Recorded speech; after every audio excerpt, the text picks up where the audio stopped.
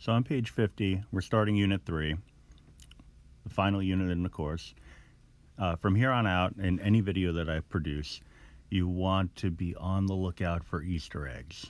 All right, those Easter eggs could be movie related, they could be pop culture related, although my knowledge of pop culture is limited somewhat.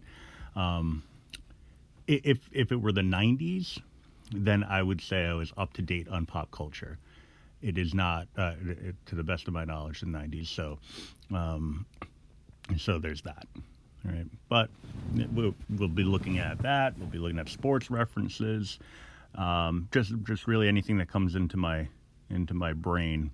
I'm gonna mention as an Easter egg, and you'll have an opportunity to earn bonus. I did not create a cap for that. Like the typo bonus, you can earn only as much as 3 bonus points, if I'm not mistaken. I'm not putting a limit on the number of bonus points that you could earn for finding Easter eggs. All right, but it is first come, first served. And if it's not, there are some situations where I'll accept more than one.